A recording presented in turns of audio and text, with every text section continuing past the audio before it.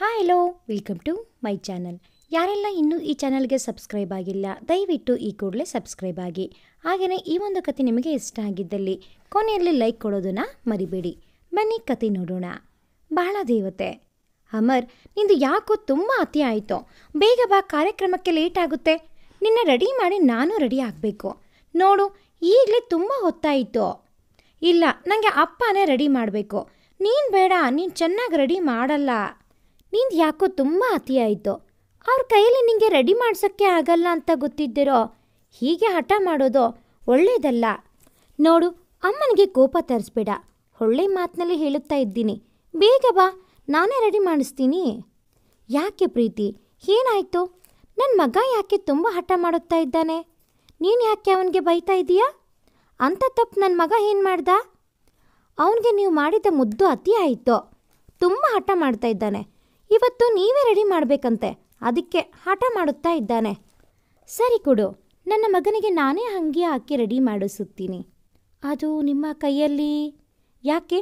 ನನಗೆ ಇರೋದು ಒಂದೇ ಕೈ, ಹೇಗೆ ರೆಡಿ ಮಾಡಿಸುತ್ತಾನೆ ಅಂತ ಅಲ್ವಾ? ನನ್ನ ಮಗನಿಗಾಗಿ ಅಲ್ವಾ? ಸ್ವಲ್ಪ ತೊಂದರೆ ಆಗುತ್ತೆ, ಆದರೆ ಪರವಾಗಿಲ್ಲ ಕೊಡು, ನಾನೇ ಅವನನ್ನು ರೆಡಿ ಮಾಡುತ್ತೀನಿ. ಕ್ಷಮಿಸಿ ರಘು, ನಿಮಗೆ ಬೇಜಾರು ಮಾಡೋ ಉದ್ದೇಶ ಖಂಡಿತ ಇಲ್ಲ. ನಾನು ಹೇಳಿದ್ದು ಆ ಅರ್ಥದಲ್ಲಿ ಅಲ್ಲ. ಹೇ, ಯಾಕೋ ಬೇಜಾರು ಮಾಡ್ಕೋತೀಯಾ? ನನಗೆ ಇರೋದು ಒಂದು ಕೈ ಅಂತ ಯಾವತ್ತೂ ನಾನು ಬೇಜಾರು ಮಾಡ್ಕೊಂಡಿಲ್ಲ. ಯಾಕೆ ಹೇಳು? ನನ್ನ ಇನ್ನೊಂದು ಕೈ ಆಗಿ ನೀನಿದ್ದೀಯಾ. ನನ್ನ ಪ್ರತಿ ನೋವು ನಲಿವಿನಲ್ಲೋ ನೀನು ನನ್ನ ಜೊತೆ ಇರುವಾಗ ನಾನು ಯಾವುದಕ್ಕೂ ಬೇಸರ ಮಾಡಿಕೊಳ್ಳಲ್ಲ ಎಂದನು ರಘು. ಆಗ ಪ್ರೀತಿ, ಸರಿ, ನಾನು ರೆಡಿ ಆಗ್ತೀನಿ, ನೀವು ಅಮರ್ನನ್ನು ರೆಡಿ ಮಾಡಿ ಎಂದಳು. ಸರಿ, ಬೇಗ ಬಾ, ನೀವು ಹೆಣ್ಮಕ್ಳು ರೆಡಿ ಆಗೋಕ್ಕೆ ತುಂಬ ಹೊತ್ತು ತೆಗೆದುಕೊಳ್ತೀರಾ ಎಂದನು ರಘು. ಆಗ ಅಮರ್, ಅಪ್ಪ, ಅಮ್ಮ ರೆಡಿ ಆಗೋದ್ರೊಳಗೆ ನಾನು ನನ್ನ ಫ್ರೆಂಡ್ಸ್ಗೆ ನನ್ನ ಡ್ರೆಸ್ ತೋರಿಸ್ಬರ್ತೀನಿ ಎಂದನು. ಸರಿ ಕಂದ, ಹುಷಾರು ಎಂದರು ರಘು. ಜೀವನ ಅನ್ನೋದು ನಾವು ಅಂದುಕೊಂಡ ಹಾಗೆ ಇರಲ್ಲ. ನಾವು ಬಯಸೋದೇ ಒಂದು, ಆಗೋದೇ ಇನ್ನೊಂದು. ಜೀವನ ಚಕ್ರದಲ್ಲಿ ಮೇಲೆ ಇರೋನೋ ಕೆಳಗೆ ಬರುತ್ತಾನೆ, ಕೆಳಗೆ ಇರೋನೋ ಮೇಲೆ ಹೋಗುತ್ತಾನೆ. ನಾನು ಬಯಸಿದ ಜೀವನಕ್ಕಿಂತ ಹೆಚ್ಚಿನ ಸಂತೋಷವನ್ನು ದೇವರು ನನ್ನ ಪಾಲಿಗೆ ಇಂದು ನೀಡಿದ್ದಾನೆ. ಎಲ್ಲ ಏಳು ಬೀಳು ದಾಟಿ ಮುಂದೆ ನಡೆದಾಗ ಮಾತ್ರ ಸುಗಮವಾದ ದಾರಿ ಸಿಗುವುದು. 10 ವರ್ಷದ ಹಿಂದೆ ನನ್ನ ಜೀವನ ಹೇಗಿತ್ತು? ಒಂದು ಶ್ರೀಮಂತ ಕುಟುಂಬದ ಒಬ್ಬನೇ ಮಗ, ಯಾವುದಕ್ಕೂ ಕೊರತೆ ಇರಲಿಲ್ಲ. ಕೇಳಿದ್ದೆಲ್ಲವೂ ನಿಮಿಷದಲ್ಲೇ ಕಾಲ ಬಳಿ ಬಂದು ಬೀಳುವಷ್ಟು ಶ್ರೀಮಂತಿಕೆ. ತಂದೆ ವರುಣ್ ತೇಜ್, ತಾಯಿ ಸಾವಿತ್ರಿ. ನಮ್ಮದೇ Raghu group of industries company ಇತ್ತು. ಬೆಲೆ ಬಾಳುವ 4 ಅಂತಸ್ತಿನ ಮನೆ. ನನ್ನ ತಂದೆಗೆ ಬಡವರನ್ನು ಕಂಡರೆ ಆಗುತ್ತಿರಲಿಲ್ಲ. ಅವರನ್ನು ಕಂಡರೆ ತಾತ್ಸಾರದಿಂದ ನೋಡುತ್ತಿದ್ದರು. ಕಂಪನಿಯ ಕೆಲಸಗಾರರನ್ನು ಕೀಳಾಗಿ ಕಾಣುತ್ತಿದ್ದರು. ತೋರಿಕೆಗೆ ಕೆಲವೊಂದು ಅನಾಥಾಶ್ರಮ ಮತ್ತು ವೃದ್ಧಾಶ್ರಮಗಳಿಗೆ ಹಣ ನೀಡುತ್ತಿದ್ದರು. ನನ್ನ ತಂದೆ ಎಷ್ಟೋ ಜನರನ್ನು ತುಳಿದು ಈ ಸ್ಥಾನಕ್ಕೆ ಬಂದಿದ್ದಾರೆ ಎಂದು ನನ್ನ ತಾಯಿ ಯಾವಾಗಲೂ ಹೇಳಿದ ನೆನಪು. ಆದರೆ ನನ್ನ ತಾಯಿ ತುಂಬ ಮೃದು ಸ್ವಭಾವದವಳು. ಯಾರಾದರೂ ಸಹಾಯ ಅಂತ ಬಂದರೆ ತನ್ನ ಬಳಿ ಇರುವುದನ್ನು ಕೊಡುವುದಷ್ಟು ಧಾರಾಳಿ. ನನ್ನ ತಾಯಿಗೆ ಒಂದೇ ಒಂದು ಆಸೆ, ನನ್ನ ಮಗ ನನ್ನ ಗಂಡನ ರೀತಿ ಆಗಬಾರದು ಎಂದು. ತನ್ನ ಮಗ ಸಮಾಜ ಗುರುತಿಸುವ ಒಬ್ಬ ಒಳ್ಳೆಯ ವ್ಯಕ್ತಿ ಆಗಬೇಕು. ಜನರ, ಬಡವರ, ನೊಂದವರ, ವೃದ್ಧರ ಸೇವೆ ಮಾಡಬೇಕು. ಯಾವ ಕಾರಣಕ್ಕೂ ಶ್ರೀಮಂತಿಕೆಯ ಮದ ಅವನನ್ನು ಹಾಳು ಮಾಡಬಾರದು ಎಂಬ ನಿಲುವು. ಅದಕ್ಕೆ ನಾನು ಚಿಕ್ಕವನಿರುವಾಗಲಿಂದಲೂ ಬಡವರ ಮತ್ತು ಅನಾಥರ ಜೀವನದ ಬಗ್ಗೆ, ಅವರಿಗೆ ನಮ್ಮಿಂದ ಸಹಾಯ ಮಾಡುವ ಬಗ್ಗೆ, ಹೀಗೆ ನನ್ನ ಒಬ್ಬ ಒಳ್ಳೆಯ ವ್ಯಕ್ತಿಯಾಗಿ ರೂಪಿಸಲು ಒಳ್ಳೆಯ ವಿಚಾರಗಳನ್ನು ನನಗೆ ಹೇಳುತ್ತಿದ್ದರು. ನಮ್ಮ ಕೆಲಸಗಳಿಗೆ ಬೇರೆಯವರನ್ನು ಅವಲಂಬಿಸಬಾರದು. ಕೆಲಸಗಾರರು ನಮ್ಮಂತೆ ಮನುಷ್ಯರು, ಅವರನ್ನು ಕೀಳಾಗಿ ಕಾಣುವುದು ತಪ್ಪು ಎಂದು ಹೇಳುತ್ತಿದ್ದರು. ಅದಕ್ಕೆ ನನಗೆ ಬುದ್ಧಿ ಬಂದಾಗಿನಿಂದಲೂ ನನಗೆ ಶ್ರೀಮಂತಿಕೆಯ ಮದ ಬರದಂತೆ ಒಬ್ಬ ಸಾಮಾನ್ಯ ವ್ಯಕ್ತಿಯ ಮಕ್ಕಳು ಬೆಳೆಯುವ ರೀತಿ ಬೆಳೆಸಿದರು. ನಾವು ನಮ್ಮ ದೇಶಕ್ಕೆ ಒಳ್ಳೆಯದನ್ನು ಮಾಡದಿದ್ದರೂ ಪರವಾಗಿಲ್ಲ, ಆದರೆ ಕೆಟ್ಟದ್ದನ್ನು ಮಾಡಬಾರದು ಎಂಬ ಸಿದ್ಧಾಂತವನ್ನು ಹೇಳುತ್ತಿದ್ದರು. ಅವರಿಗೆ ಒಂದೇ ಆಸೆ, ಅವರ ತಂದೆ ಕೊಟ್ಟ 10 ಎಕರೆ ಜಮೀನಿನಲ್ಲಿ ತನ್ನ ಮಗ ತಾನೇ ಸ್ವಂತ ದುಡಿದ ಹಣದಲ್ಲಿ ಆ ಜಾಗದಲ್ಲಿ ವೃದ್ಧಾಶ್ರಮ ಮತ್ತು ಅನಾಥಾಶ್ರಮ ಕಟ್ಟಬೇಕು ಅನ್ನೋದು. ಯಾಕೆಂದರೆ ತನ್ನ ಗಂಡನ ನೀಚ ಹಣದಿಂದ ಈ ಒಳ್ಳೆಯ ಕೆಲಸ ಆಗಬಾರದು ಎಂಬುದು ಅವಳ ಆಶಯ. ಎಲ್ಲವೂ ಸರಿಯಾಗಿ ಇರುವ ಸಂದರ್ಭದಲ್ಲಿ ವಿಧಿ ನನ್ನ ಬಾಳಿನಲ್ಲಿ ಮೊದಲ ಮೆಟ್ಟಿಲು ಇಟ್ಟಿತು. ಅದು ನನ್ನ ತಾಯಿಯ ಸಾವು. ನನ್ನ ತಾಯಿ ಕ್ಯಾನ್ಸರ್ ಅನ್ನೋ ಕಾಯಿಲೆಗೆ ತುತ್ತಾಗಿ ಅಸುನೀಗಿದರು. ನನ್ನ ತಂದೆ ನನ್ನನ್ನು ತಾಯಿ ಪ್ರೀತಿಯಿಂದ ವಂಚಿತನನ್ನಾಗಿ ಮಾಡಬಾರದೆಂದು 2ನೇ ಮದುವೆ ಆದರು. ಆದರೆ ನನ್ನ ಚಿಕ್ಕಮ್ಮ ನನಗೆ ತಾಯಿಯ ಪ್ರೀತಿ ನೀಡದೆ ಮಲತಾಯಿಯ ರೀತಿ ನೋಡಿಕೊಂಡು ಮನೆಯ ಪ್ರತಿ ಕೆಲಸವನ್ನು ನನ್ನ ಕೈಯಲ್ಲಿ ಮಾಡಿಸುತ್ತಿದ್ದಳು. ಇಲ್ಲಿಂದ ನನ್ನ ಜೀವನದ ಇನ್ನೊಂದು ಮೈಲಿಗಲ್ಲು ಶುರುವಾಯಿತು. ದಯವಿಟ್ಟು ಚಿಕ್ಕಮ್ಮ, ನೀವು ಹೇಳಿದ ಹಾಗೆ ಕೇಳ್ತೀನಿ. ದಯವಿಟ್ಟು ನನ್ನನ್ನು ಶಾಲೆಗೆ ಹೋಗಬೇಡ ಅಂತ ಮಾತ್ರ ಹೇಳಬೇಡಿ. ನಾನು ಚೆನ್ನಾಗಿ ಕಲಿತು ಸಮಾಜಕ್ಕೆ ಒಳ್ಳೆಯದಾಗುವಂಥ ಕೆಲಸ ಮಾಡಬೇಕು ಅನ್ನೋದು ನನ್ನ ಅಮ್ಮನ ಎಷ್ಟೋ ದಿನದ ಕನಸು ಎಂದನು ರಘು. ಆಗ ಅವರ ಚಿಕ್ಕಮ್ಮ ಮಾಲಿನಿ, ಸರಿ ಹಾಗಾದರೆ ನೀನು ನನ್ನ ಮತ್ತು ನನ್ನ ಮಗನ ಬಟ್ಟೆ ತೊಳೆದು ಇಸ್ತ್ರಿ ಹಾಕಿ ನನ್ನ ಚಪ್ಪಲಿ ಸ್ವಚ್ಛಗೊಳಿಸಬೇಕು. ಈ ಎಲ್ಲ ಕೆಲಸವನ್ನು ಮಾಡಿ ನೀನು ಶಾಲೆಗೆ ಹೋಗಬಹುದು. ಮತ್ತೆ ಬಂದ ಮೇಲೆ ಕೆಲಸ ಎಲ್ಲವನ್ನೂ ಮಾಡಿಯೇ ನೀನು ಓದೋಕೆ ಕುಳಿತುಕೊಳ್ಳಬೇಕು ಎಂದಳು. ಸರಿ ಚಿಕ್ಕಮ್ಮ, ನೀವು ಹೇಳಿದಂತೆ ಕೇಳುತ್ತೀನಿ ಎಂದನು. ಆಗ ಅವರ ಅಪ್ಪ ವರುಣ್ ತೇಜ್, ನನ್ನ ಕ್ಷಮಿಸಿಬಿಡು ಕಂದ. ನಿನಗೆ ತಾಯಿ ಪ್ರೀತಿ ಸಿಗಲಿ ಅಂತ ಅವಳನ್ನು ಕರೆದುಕೊಂಡು ಬಂದರೆ ನಿನಗೆ ತಾಯಿ ಪ್ರೀತಿಯನ್ನು ನೀಡದೆ ಇನ್ನೊಂದು ಮಗುವಿಗೆ ಜನ್ಮ ಕೊಟ್ಟು ನಿನ್ನನ್ನು ಕೀಳಾಗಿ ಕಾಣುತ್ತಾ ಇದ್ದಾಳೆ. ಸುಖದ ಸುಪ್ಪತ್ತಿಗೆಯಲ್ಲಿ ಬೆಳೆಯುವ ನಿನ್ನನ್ನು ಮನೆ ಕೆಲಸಕ್ಕೆ ಹಚ್ಚಿದ್ದಾಳೆ ಎಂದರು. ಅಪ್ಪ, ದಯವಿಟ್ಟು ಬೇಸರ ಮಾಡಿಕೊಳ್ಳಬೇಡಿ. ನನ್ನ ಅಮ್ಮನ ಕೊನೆಯ ಆಸೆ ನನ್ನ ಮಗ ಸಮಾಜಕ್ಕೆ ಒಳ್ಳೆಯದನ್ನು ಮಾಡಬೇಕು, ಒಬ್ಬ ಒಳ್ಳೆಯ ವ್ಯಕ್ತಿ ಎಂದು ಗುರುತಿಸಿಕೊಳ್ಳಬೇಕು ಅಂತ ತಾನೇ. ಈಗ ನಾನು ಮಾಡುತ್ತಿರುವ ಕೆಲಸದಿಂದ ನನಗೆ ಯಾವುದೇ ಬೇಸರವಿಲ್ಲ. ನಾವು ಮಾಡುವ ಕೆಲಸದಲ್ಲಿ ಶ್ರದ್ಧೆ ಮುಖ್ಯ. ಅದು ಯಾವ ಕೆಲಸವಾದರೂ ಸರಿ. ಯಾಕೆ ಅಪ್ಪ, ಬೇರೆಯವರ ಮಕ್ಕಳು ನನ್ನಂತೆ ಕೆಲಸ ಮಾಡುವಾಗ ನಿಮಗೆ ನೋವಾಗಲಿಲ್ಲ? ನಾನು ಮಾಡುತ್ತಿದ್ದಾಗ ನೋವಾಗುತ್ತೆ ಯಾಕೆ ಹೇಳಿ? ನಾನು ನಿಮ್ಮ ಮಗ, ಆದರೆ ಅವರು ಬೇರೆಯವರ ಮಕ್ಕಳು ಅಂತ ಅಲ್ವಾ? ಎಲ್ಲ ಮಕ್ಕಳು ಒಂದೇ ಅಪ್ಪ.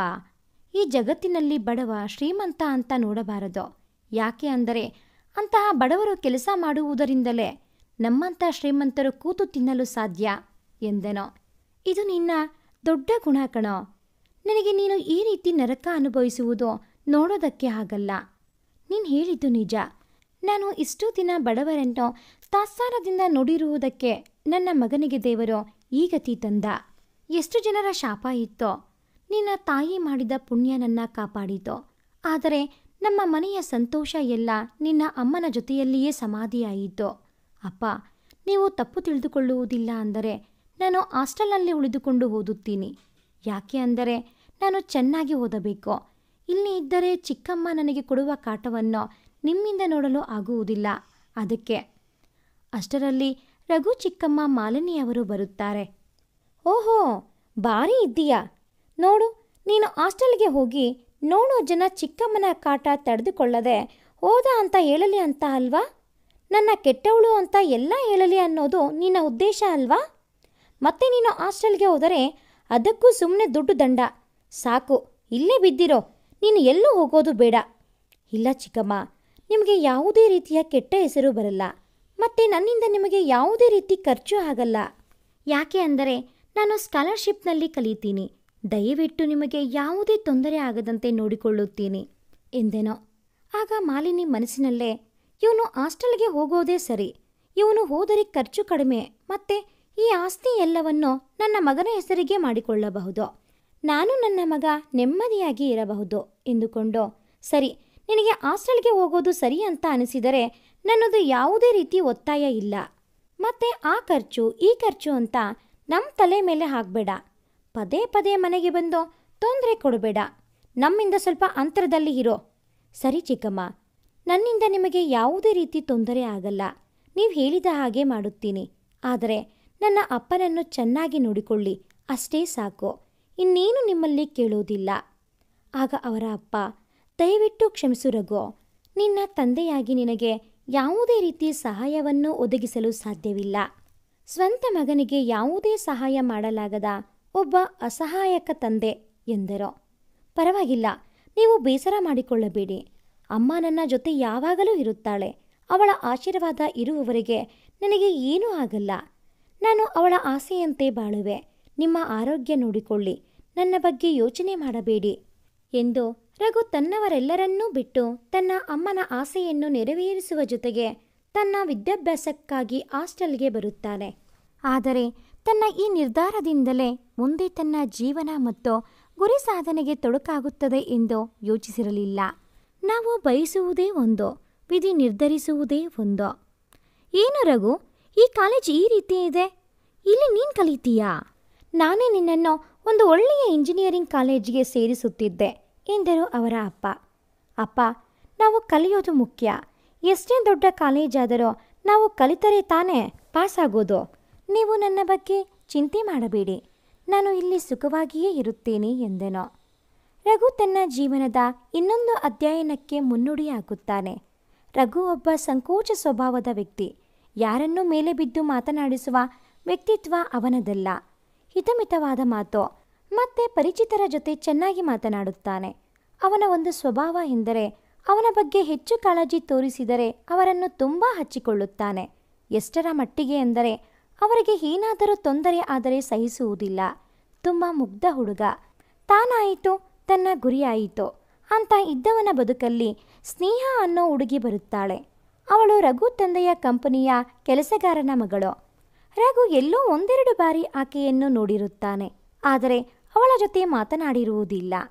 ಅರೆ ರಘು ಸರ್, ನೀವು ನಮ್ಮ ಕಾಲೇಜ್ನಲ್ಲಿ ಏನು ಮಾಡುತ್ತಾ ಇದ್ದೀರಾ? ಏನಾದರೂ ಹಣ ಡೊನೇಟ್ ಮಾಡೋಕ್ಕೆ ಬಂದಿದ್ದೀರಾ? ನಿಮ್ಮ ಕಂಪನಿಯವರು ಕೊಡುವ ಸ್ಕಾಲರ್ಶಿಪ್ನಲ್ಲಿಯೇ ಎಷ್ಟೋ ಜನ ಕಲಿಯುತ್ತಾರೆ. ನಿಮ್ಮಂಥ ದಾನಿಗಳು ಇರುವುದರಿಂದಲೇ ನಮ್ಮಂಥ ಬಡ ಮಕ್ಕಳು ಕಲಿಯುತ್ತಾ ಇರೋದು ಎಂದಳು ಸ್ನೇಹ. ಆಗ ರಘು, ಇಲ್ಲ, ನಾನು ಕೂಡ ಒಬ್ಬ ವಿದ್ಯಾರ್ಥಿಯಾಗಿ ಈ ಕಾಲೇಜಿಗೆ ಬಂದಿದ್ದೀನಿ. ನಾನು ಇಲ್ಲೇ ಕಲಿಯೋದು. ನಾನು ನಿಮ್ಮನ್ನು ಎಲ್ಲೋ ನೋಡಿದ್ದೀನಿ, ಎಲ್ಲಿ ಅಂತ ನೆನಪಿಗೆ ಬರುತ್ತಾ ಇಲ್ಲ ಎಂದನು. ಆಗ ಸ್ನೇಹ, ಕ್ಷಮಿಸಿ ನೋಡಿ, ನಾನು ನನ್ನ ಪರಿಚಯ ಮಾಡಿಕೊಳ್ಳದೆ ಮಾತನಾಡುತ್ತಾ ಇದ್ದೀನಿ.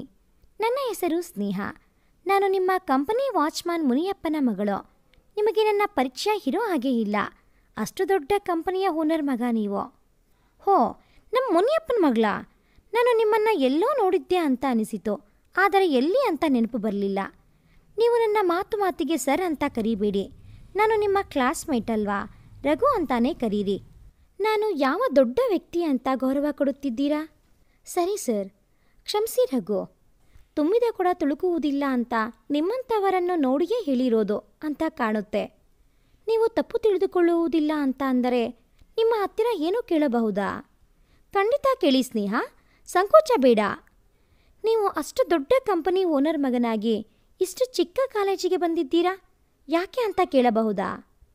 ನಿಮಗೆ ಹೇಳಬೇಕು ಅಂತ ಅನಿಸಿದರೆ ಮಾತ್ರ ಹೇಳಿ. ತಪ್ಪು ತಿಳಿಬೇಡಿ ಸ್ನೇಹ. ಕೆಲವೊಂದು ಘಟನೆಯನ್ನು ನೆನಪು ಮಾಡಿಕೊಂಡರೆ ಮನಸ್ಸು ಹಾಳಾಗುತ್ತದೆ. ಮತ್ತು ನಾವು ಯಾವ ಕಾಲೇಜಿನಲ್ಲಿ ಓದುತ್ತೀವಿ ಅನ್ನೋದು ಮುಖ್ಯ ಆಗೋಲ್ಲ, ಎಷ್ಟು ಚೆನ್ನಾಗಿ ಓದುತ್ತೀವಿ ಅನ್ನೋದು ತುಂಬ ಮುಖ್ಯ ಎಂದನು. ಆಗ ಸ್ನೇಹ, ಓಕೆ, ನಿಮಗೆ ಇಷ್ಟ ಇಲ್ಲದೇ ಇರೋ ವಿಷಯವನ್ನು ನಾನು ಕೇಳಲ್ಲ. ಇವತ್ತಿನಿಂದ ನಾನು ನೀವು ಫ್ರೆಂಡ್ಸ್. ನಿಮಗೆ ಯಾವುದೇ ವಿಷಯದಲ್ಲಿ ಡೌಟ್ ಬಂದರೆ ಕೇಳಿ, ನಾನು ಹೇಳ್ಕೊಡ್ತೀನಿ. ಯಾಕೆ ಅಂದರೆ ನಾನು ಈ ಕಾಲೇಜ್ ಟಾಪರ್. ಖಂಡಿತ ಸ್ನೇಹ, ಏನೇ ಡೌಟ್ ಬಂದರೂ ಕೇಳುತ್ತೀನಿ. ನಿನ್ನ ಪರಿಚಯ ಆಗಿದ್ದು ತುಂಬ ಒಳ್ಳೆಯದಾಯಿತು. ರಘು ತನ್ನ ಕಲಿಕೆಯನ್ನು ಮುಂದುವರಿಸುತ್ತಾ ಹೋಗುತ್ತಾನೆ. ಕಾಲೇಜ್ ಫೀಸ್ಗಾಗಿ, ಸ್ಕಾಲರ್ಶಿಪ್ ಮತ್ತು ತನ್ನ ಇನ್ನಿತರೆ ಖರ್ಚುಗಳಿಗೆ ತಂದೆಯ ಬಳಿ ಹಣ ಕೇಳುವುದು ಸಮಂಜಸವಲ್ಲವೆಂದು ತಾನೇ ಬಿಡುವಿನ ಸಮಯದಲ್ಲಿ ಒಂದು ಕಿರಾಣಿ ಅಂಗಡಿಯಲ್ಲಿ ಲೆಕ್ಕ ಹಚ್ಚುವ ಕೆಲಸಕ್ಕೆ ಸೇರಿಕೊಳ್ಳುತ್ತಾನೆ ಮತ್ತು ಕೊರಿಯರ್ ಆಫೀಸ್ನಲ್ಲಿ ಕೆಲಸ ಮಾಡಿ ತನ್ನ ಖರ್ಚನ್ನು ತಾನೇ ನಿಭಾಯಿಸಿಕೊಳ್ಳುತ್ತಾನೆ. ಇತ್ತ ಸ್ನೇಹ ಮತ್ತು ರಘು ತುಂಬ ಒಳ್ಳೆಯ ಸ್ನೇಹಿತರಾಗುತ್ತಾರೆ. ತನ್ನ ಪ್ರತಿಯೊಂದು ನಿರ್ಧಾರಗಳಿಗೂ ರಘು ಸ್ನೇಹಳನ್ನು ತುಂಬ ಅವಲಂಬಿಸಿರುತ್ತಾನೆ. ಸ್ನೇಹಳ ಮುಗ್ಧ ಮಾತು, ಅವಳ ಸರಳ ವ್ಯಕ್ತಿತ್ವ ರಘುಗೆ ತುಂಬ ಇಷ್ಟವಾಗುತ್ತದೆ. ಇಬ್ಬರ ಮಧ್ಯೆ ಸ್ನೇಹ ಪ್ರೀತಿಯಾಗಿ ಬದಲಾಗುತ್ತದೆ. ಒಬ್ಬರು ಇನ್ನೊಬ್ಬರನ್ನು ಬಿಟ್ಟಿರದಷ್ಟು ಹಚ್ಚಿಕೊಳ್ಳುತ್ತಾರೆ. ಸ್ನೇಹ, ನೋಡು, ಕಾಲ ಎಷ್ಟು ಬೇಗ ಸಾಗುತ್ತದೆ. ನಿನ್ನೆ ಮೊನ್ನೆ ನಾವಿಬ್ಬರು ಪರಿಚಿತರಾದವರು ಅಂತ ಅನಿಸುತ್ತದೆ. ಆದರೆ ನಮ್ಮ ಇಂಜಿನಿಯರಿಂಗ್ ಕೂಡ ಮುಗೀತು ಎಂದನು ರಘು. ಹೌದು ರಘು, ನೀನು ಹೇಳೋದು ನಿಜ. ಮುಂದೆ ಏನು ಮಾಡಬೇಕು ಅಂತ ಅಂದುಕೊಂಡಿದ್ದೀಯಾ? ನಿನ್ನ ತಂದೆಯ ಕಂಪನಿಯ ಜವಾಬ್ದಾರಿ ಯಾವಾಗ ತೆಗೆದುಕೊಳ್ಳುತ್ತೀಯಾ? ಯಾಕೆ ಈ ಥರ ಕೇಳುತ್ತಾ ಇದ್ದೀಯಾ? ನಾನು ನನ್ನ ಸ್ವಂತ ಕಾಲಿನ ಮೇಲೆ ನಿಲ್ಲಬೇಕು. ನನ್ನ ತಾಯಿಯ ಆಸೆಯಂತೆ ಅವರ ತಂದೆ ಕೊಟ್ಟ 10 ಎಕರೆ ಜಮೀನಿನಲ್ಲಿ ತನ್ನ ಮಗ ತಾನೇ ಸ್ವಂತ ದುಡಿದ ಹಣದಲ್ಲಿ ಆ ಜಾಗದಲ್ಲಿ ವೃದ್ಧಾಶ್ರಮ ಮತ್ತು ಅನಾಥಾಶ್ರಮ ಕಟ್ಟಬೇಕು ಅನ್ನೋದು ಅವರ ಆಸೆ. ಅವರ ಆಸೆಯನ್ನು ನೆರವೇರಿಸೋದೇ ನನ್ನ ಗುರಿ ಎಂದೆನೋ. ಆಗ ಸ್ನೇಹ, ನಿನ್ನ ನಿರ್ಧಾರ ಬದಲಾಗಿರಬಹುದು ಅಂತ ಕೇಳಿದೆ ಅಷ್ಟೇ ಎಂದಳು. ಆಗ ರಘು, ಖಂಡಿತ ಯಾವುದೇ ಕಾರಣಕ್ಕೂ ಬದಲಾಗಲ್ಲ. ಯಾಕೆ ಅಂದರೆ ಅದು ನನ್ನ ತಾಯಿ ನನ್ನ ಚಿಕ್ಕ ವಯಸ್ಸಿನಲ್ಲಿ ಇರುವಾಗಿನಿಂದ ಕಂಡ ಕನಸು. ಅದು ಎಂದಿಗೂ ಮರೆಯಲಾಗದ ಕನಸು. ಅದನ್ನು ಸಾಧಿಸೋದೇ ನನ್ನ ಗುರಿ. ಆಗ ಸ್ನೇಹ, ಮತ್ತೆ ಯಾಕೆ ಇಷ್ಟು ದಿನ ಕಾದೆ? ನಿನ್ನ ತಂದೆ ಬಳಿ ಅಷ್ಟು ಹಣ ಇದೆ ಅಲ್ವಾ? ಅದನ್ನೇ ಉಪಯೋಗಿಸಿಕೊಂಡು ನಿನ್ನ ಅಮ್ಮನ ಆಸೆಯನ್ನು ನೆರವೇರಿಸಬಹುದಿತ್ತು ಎಂದಳು. ನನ್ನ ತಂದೆ ಸಂಪಾದಿಸಿದ ಆ ಅಕ್ರಮ ಹಣದಿಂದ ಇಂತಹ ಒಳ್ಳೆಯ ಕೆಲಸ ಮಾಡೋಕೆ ನನಗೆ ಇಷ್ಟ ಇಲ್ಲ. ನಾನೇ ದುಡಿದು ಆ ಜಾಗದಲ್ಲಿ ವೃದ್ಧಾಶ್ರಮ ಮತ್ತು ಅನಾಥಾಶ್ರಮ ಕಟ್ಟಬೇಕು ಎಂದನು. ಸರಿ ಬಾ, ನಿನ್ನ ಗುರಿ ಸಾಧನೆಗೆ ನನ್ನಿಂದ ಯಾವುದಾದರೂ ಸಹಾಯ ಬೇಕಾದರೆ ಕೇಳು, ನಾನು ಕೂಡ ನಿನಗೆ ಸಹಾಯ ಮಾಡುತ್ತೇನೆ ಎಂದಳು ಸ್ನೇಹ. ರಘು ಕಷ್ಟಪಟ್ಟು ಇಂಜಿನಿಯರಿಂಗ್ ಮುಗಿಸಿ ಒಂದು ಉನ್ನತ ಕಂಪನಿಯಲ್ಲಿ ಕೆಲಸವನ್ನು ಸಂಪಾದಿಸುತ್ತಾನೆ. ತನ್ನ ತಾಯಿಯ ಆಸೆ ನೆರವೇರಿಸುವ ಉದ್ದೇಶದಿಂದ ಬ್ಯಾಂಕ್ನಲ್ಲಿ ಲೋನ್ ತೆಗೆಯುತ್ತಾನೆ. ಇಷ್ಟು ದಿನದ ಕನಸು ಸಕಾರವಾಗಿರುವ ಕಾರಣ ಈ ಸಿಹಿ ಸುದ್ದಿಯನ್ನು ತನ್ನ ತಾಯಿಯ ಸಮಾಧಿಗೆ ಬಂದು ತಿಳಿಸಿ ನಂತರ ತನ್ನ ತಂದೆಗೆ ತಿಳಿಸಲು ಬರುತ್ತಾನೆ. ಆದರೆ ತನ್ನ ಮಗನ ಈ ಸ್ಥಿತಿಗೆ ತಾನೇ ಕಾರಣನಾದೆ ಎಂಬ ಕೊರಗಿನಲ್ಲಿ ರಘು ತಂದೆ ವರುಣ್ ತೇಜ್ ಸಾವನ್ನಪ್ಪುತ್ತಾರೆ. ತನ್ನ ತಂದೆಯ ಅಂತ್ಯ ಸಂಸ್ಕಾರ ಎಲ್ಲ ವಿಧಿವಿಧಾನವನ್ನು ಮುಗಿಸುತ್ತಾನೆ. ವರುಣ್ ತೇಜ್ ತನ್ನ ಎಲ್ಲ ಆಸ್ತಿಯನ್ನು ರಘು ಹೆಸರಿಗೆ ಬರೆದು ಹೋಗಿರುತ್ತಾರೆ. ಆಗ ಮಾಲಿನಿ, ನಿನ್ನಿಂದಲೇ ನನ್ನ ಗಂಡ ಸಾಯೋ ಹಾಗೆ ಆಗಿದ್ದು. ನೀನು ಒಬ್ಬ ಅನಿಷ್ಟ. ನನ್ನ ಮತ್ತು ನನ್ನ ಮಗನ ಬಾಳನ್ನು ಹಾಳು ಮಾಡಿದೆ. ಈಗ ನನ್ನ ಗಂಡನನ್ನು ಮರಳು ಮಾಡಿ ಎಲ್ಲ ಆಸ್ತಿಯನ್ನು ಬರೆಸಿಕೊಂಡು ನನ್ನ ಮತ್ತು ನನ್ನ ಮಗನನ್ನು ಬೀದಿಗೆ ಹಾಕಬೇಕು ಅನ್ನೋದು ನಿನ್ನ ಉದ್ದೇಶ ಅಲ್ವಾ? ಖಂಡಿತ ನೀನು ಉದ್ಧಾರ ಆಗಲ್ಲ, ಹಾಳಾಗಿ ಹೋಗುತ್ತೀಯಾ ಎಂದಳು. ಚಿಕ್ಕಮ್ಮ, ದಯವಿಟ್ಟು ಈ ರೀತಿ ಮಾತನಾಡಬೇಡಿ. ನನಗೆ ಈ ಎಲ್ಲ ಆಸ್ತಿಯನ್ನು ಅಪ್ಪ ನನ್ನ ಹೆಸರಿಗೆ ಮಾಡಿರೋದು ನೀವು ಹೇಳಿದಾಗಲೇ ತಿಳಿದಿದ್ದು. ನಿಮಗೆ ನನ್ನಿಂದ ಬೇಸರವಾದರೆ ದಯವಿಟ್ಟು ಕ್ಷಮಿಸಿ. ಈ ಆಸ್ತಿಯಿಂದ ತಾನೇ ನಿಮಗೆ ಬೇಸರವಾಗಿದ್ದು. ಈ ಎಲ್ಲ ಆಸ್ತಿಯನ್ನು ನಾನು ನಿಮ್ಮ ಹೆಸರಿಗೆ ಬರೆಯುತ್ತೇನೆ. ನನಗೆ ಈ ಆಸ್ತಿಯ ಮೇಲೆ ಯಾವುದೇ ಮೋಹ ಇಲ್ಲ. ನನಗೆ ಈ ಆಸ್ತಿಯಲ್ಲಿ ಒಂದು ಅಂಶ ಕೂಡ ಬೇಡ ಎನ್ನುತ್ತಾನೆ ರಘು. ಆಗ ಮಾಲಿನಿ, ಮೊದಲು ಆ ಕೆಲಸ ಮಾಡೋ. ನೀನು ಇದೊಂದು ಕೆಲಸ ಮಾಡಿದರೆ ತುಂಬ ಉಪಕಾರವಾಗುತ್ತದೆ. ಮತ್ತೆ ಸಂಬಂಧದ ಹೆಸರಿನಲ್ಲಿ ಮತ್ತೆ ನನ್ನ ಮುಂದೆ ಯಾವತ್ತೂ ಬರಬೇಡ ಎಂದಳು. ರಘು ತನ್ನ ಹೆಸರಿನಲ್ಲಿರುವ ಸಮಸ್ತ ಆಸ್ತಿಯನ್ನು ಮಾಲಿನಿ ಅವರ ಹೆಸರಿಗೆ ಬರೆದು ಬಂದು ಬಿಡುತ್ತಾನೆ. ಯಾಕೆ ರಘು, ತುಂಬ ಬೇಸರದಲ್ಲಿ ಇದ್ದೀಯಾ? ಏನಾಯಿತೋ? ನನಗೆ ಅಪ್ಪ ಹೇಳಿದರು, ನಿನ್ನ ತಂದೆ ತೀರಿಕೊಂಡರಂತೆ. ಬೇಜಾರು ಮಾಡಿಕೊಳ್ಳಬೇಡ, ನಿನ್ನ ಜೊತೆ ನಾನು ಇದ್ದೀನಿ ಎಂದಳು ಸ್ನೇಹ. ನೀನಿದ್ದೀಯಾ ಅನ್ನೋದೇ ಒಂದು ಸಮಾಧಾನ ನನಗೆ. ಈಗ ನಾನು ತಂದೆ ತಾಯಿ ಇಲ್ಲದ ಅನಾಥನಾದೆ.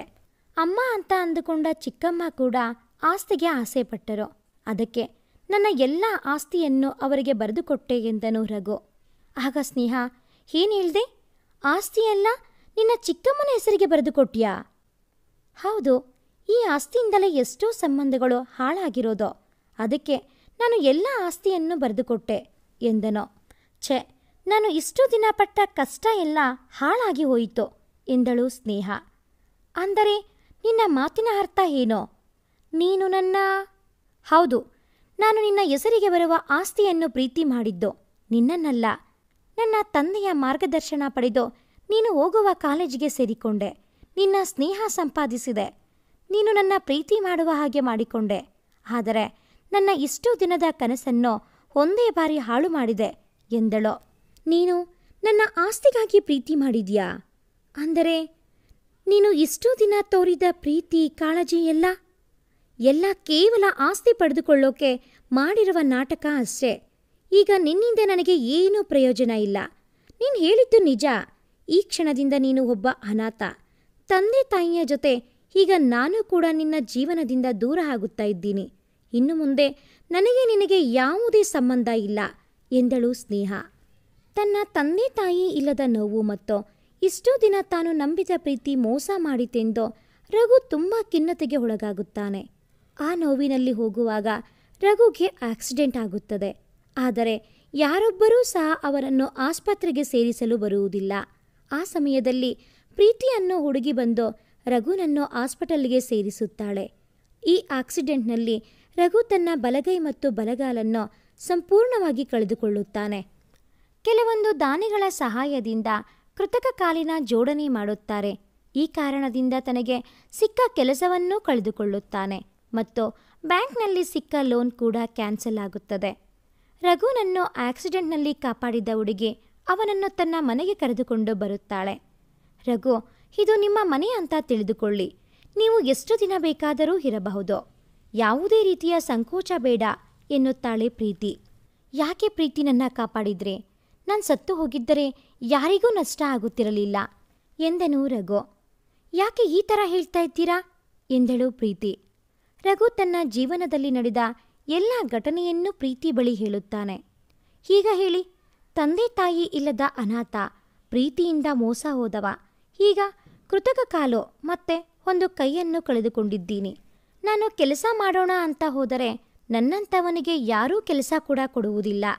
ನನ್ನ ತಾಯಿಯ ಒಂದು ಚಿಕ್ಕ ಆಸೆಯನ್ನು ನೆರವೇರಿಸಲಾಗದ ಒಬ್ಬ ಪಾಪಿ.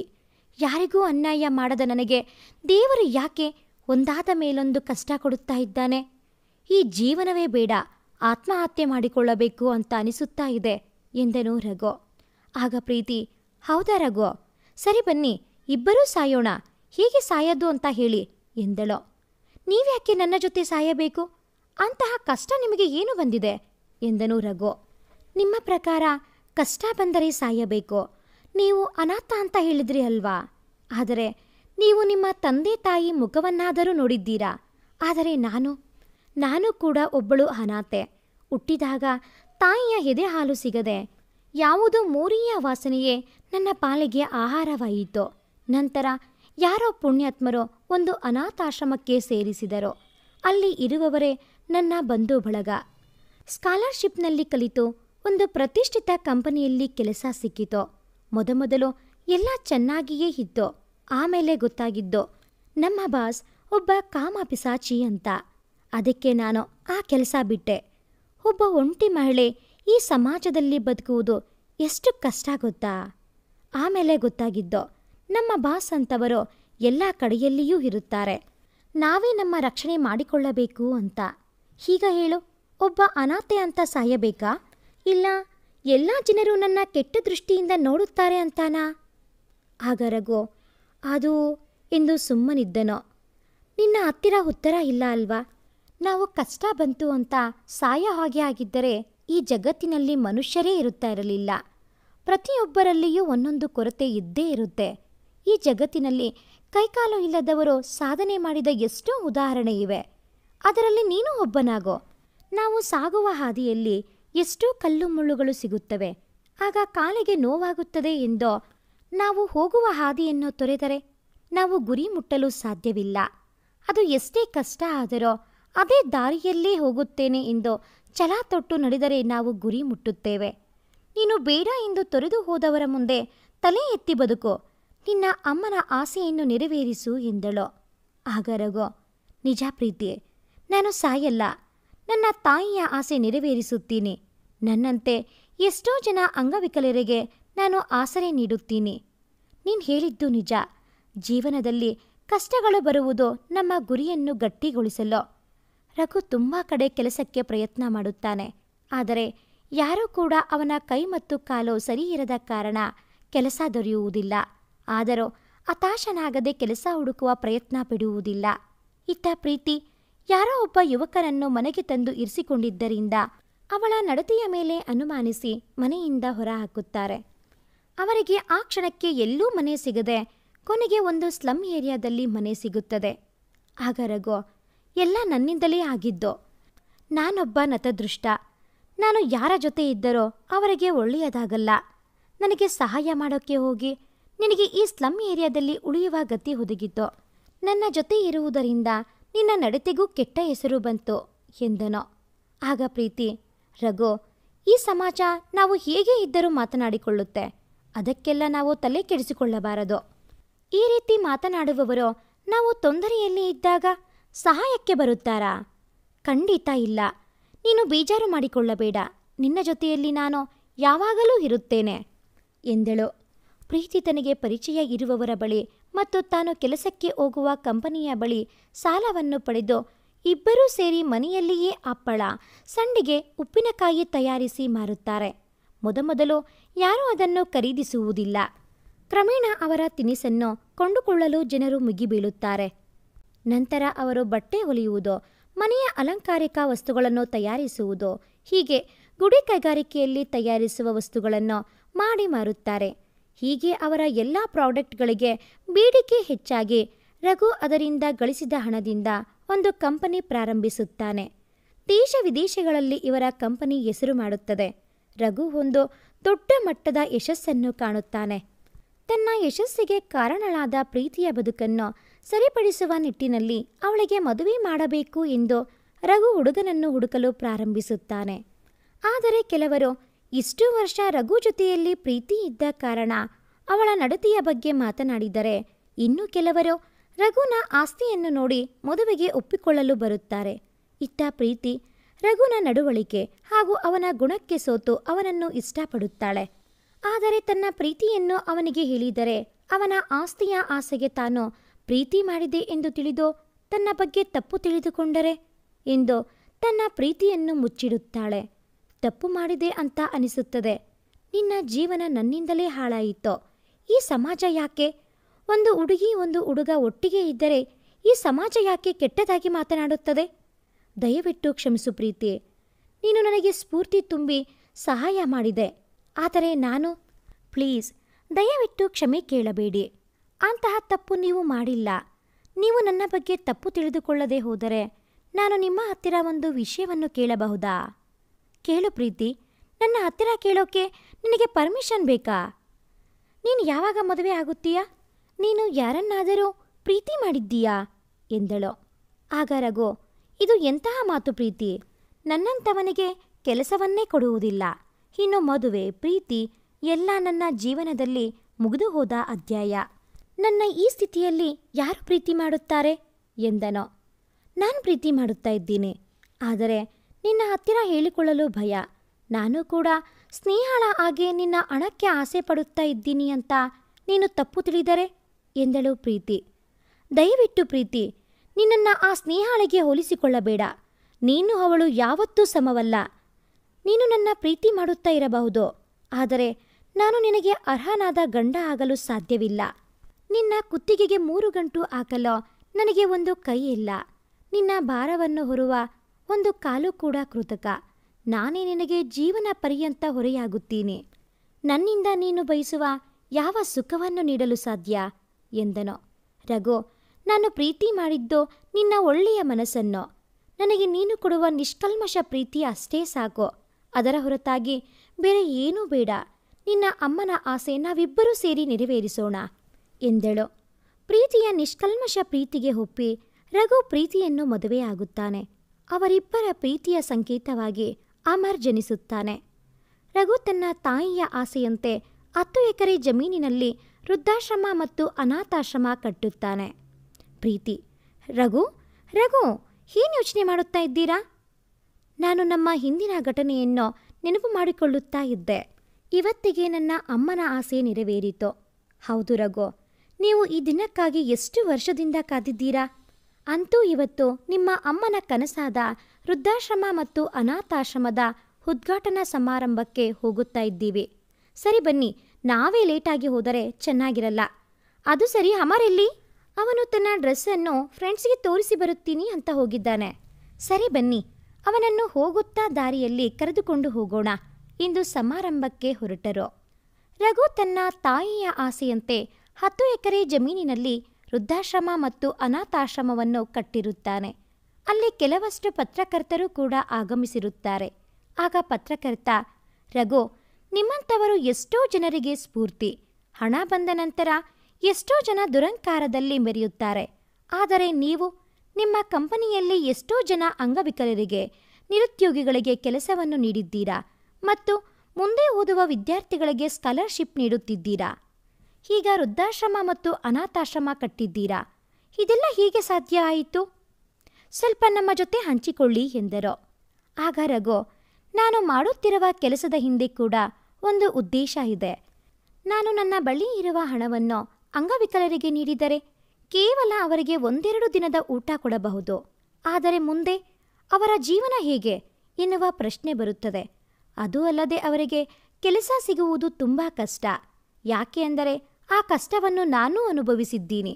ಇನ್ನೂ ಎಷ್ಟೋ ಜನ ಪ್ರತಿಭೆ ಇದ್ದರೂ ಕೂಡ ಅವರಿಗೆ ಕೆಲಸ ದೊರೆಯುವುದಿಲ್ಲ. ಅದಕ್ಕೆ ಅಂಥವರಿಗೆ ಅವಕಾಶ ನೀಡುತ್ತಿರುವುದು. ಕೆಲವಷ್ಟು ವಿದ್ಯಾರ್ಥಿಗಳಿಗೆ ಓದುವ ಆಸೆ ಇದ್ದರೂ ಕೂಡ ಅವರನ್ನು ಓದಿಸುವ ಸಾಮರ್ಥ್ಯ ಅವರ ಪಾಲಕರಿಗೆ ಇರುವುದಿಲ್ಲ. ಅದಕ್ಕೆ ಅಂಥವರ ವಿದ್ಯಾಭ್ಯಾಸಕ್ಕೆ ನಾನು ಸಹಾಯ ಒದಗಿಸುತ್ತಾ ಇರೋದು. ಇನ್ನು ವೃದ್ಧಾಶ್ರಮ ಮತ್ತು ಅನಾಥಾಶ್ರಮ ಕಟ್ಟೋದು ನನ್ನ ತಾಯಿಯ ಎಷ್ಟೋ ವರ್ಷದ ಕನಸು. ಎಷ್ಟೋ ತಂದೆ ತಾಯಿಗಳು ಮಕ್ಕಳನ್ನು ಸಾಕಲಾಗದೆ ಬೀದಿಯಲ್ಲೇ ಬಿಟ್ಟು ಹೋಗುತ್ತಾರೆ. ಅಂಥ ಮಕ್ಕಳಿಗೆ ಆಶ್ರಯ ನೀಡಲಿ ಅಂತ ಅನಾಥಾಶ್ರಮ. ಇನ್ನೂ ಎಷ್ಟೋ ಜನ ಮಕ್ಕಳು ಹೆತ್ತ ತಂದೆ ತಾಯಿಯನ್ನು ಸಾಕುವ ಯೋಗ್ಯತೆ ಇರೋದಿಲ್ಲ. ಅಂಥವರ ಆಶ್ರಯಕ್ಕಾಗಿ ವೃದ್ಧಾಶ್ರಮ ಎಂದನೋ. ಸರ್, ನಿಮ್ಮ ಕೆಲವೊಂದು ಇಂಟರ್ವ್ಯೂ ನೋಡಿದ್ದೀನಿ. ನೀವು ತುಂಬ ಕಷ್ಟಪಟ್ಟು ಮೇಲೆ ಬಂದಿದ್ದೀರಾ. ನಿಮ್ಮ ಈ ಬೆಳವಣಿಗೆಗೆ ಯಾರು ಕಾರಣ? ನನಗೆ ನನ್ನ ತಾಯಿ ಶಕ್ತಿ, ನನ್ನ ಹೆಂಡತಿ ಸ್ಫೂರ್ತಿ. ಪ್ರತಿಯೊಬ್ಬರಿಗೂ ಕಷ್ಟ ಬಂದೇ ಬರುತ್ತೆ.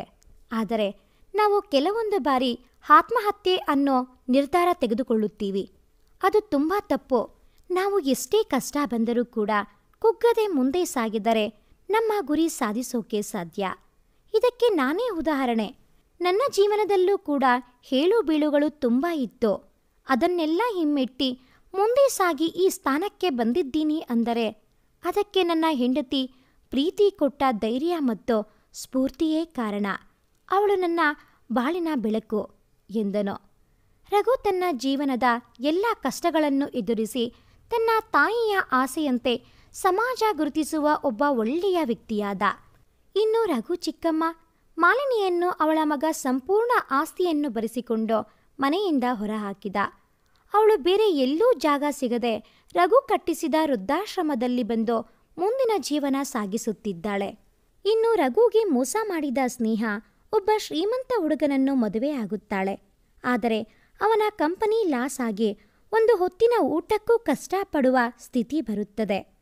ಅವನು ದಿನವೂ ಕುಡಿದು ಬಂದು ಕೊಡುವ ಕಾಟವನ್ನು ಸಹಿಸಿಕೊಳ್ಳುತ್ತಾ ತನ್ನ ತಪ್ಪು ನಿರ್ಧಾರಕ್ಕೆ ಪಶ್ಚಾತ್ತಾಪ ಪಡುತ್ತಿದ್ದಾಳೆ. ಜೀವನದಲ್ಲಿ ಮೇಲೆ ಇರುವವನು ಕೆಳಗೆ ಬಂದೇ ಬರುತ್ತಾನೆ. ಪ್ರೀತಿ ಅನ್ನೋದು ದುಡ್ಡು ಆಸ್ತಿಯಿಂದ ಹುಟ್ಟುವುದಲ್ಲ, ಅದು ಮನಸ್ಸಿನಿಂದ ಹುಟ್ಟಬೇಕು. ನಮ್ಮ ಜೀವನದಲ್ಲಿ ಬರುವ ಕಷ್ಟಗಳನ್ನು ಎದುರಿಸಲಾಗದೆ ಆತ್ಮಹತ್ಯೆ ಅನ್ನೋ ದೊಡ್ಡ ನಿರ್ಧಾರ ಮಾಡಬಾರದು. ಕಷ್ಟವನ್ನು ಎದುರಿಸಿ ನಿಂತರೆ ಯಶಸ್ಸು ದೊರೆಯುತ್ತದೆ. ಈ ಒಂದು ಕತೆ ನಿಮಗೆ ಇಷ್ಟ ಆಗಿದ್ದಲ್ಲಿ ಪ್ಲೀಸ್ ಲೈಕ್ ಮಾಡಿ, ಶೇರ್ ಮಾಡಿ, ಹಾಗೆಯೇ ಕಾಮೆಂಟ್ ಮಾಡೋದನ್ನು ಮರಿಬೇಡಿ. ಹಾಗೆಯೇ ಇನ್ನೂ ಯಾರೆಲ್ಲ ಈ ಚಾನಲ್ಗೆ ಸಬ್ಸ್ಕ್ರೈಬ್ ಆಗಿಲ್ಲ, ದಯವಿಟ್ಟು ಈ ಕೂಡಲೇ ಸಬ್ಸ್ಕ್ರೈಬ್ ಆಗಿ. Thanks for watching this video.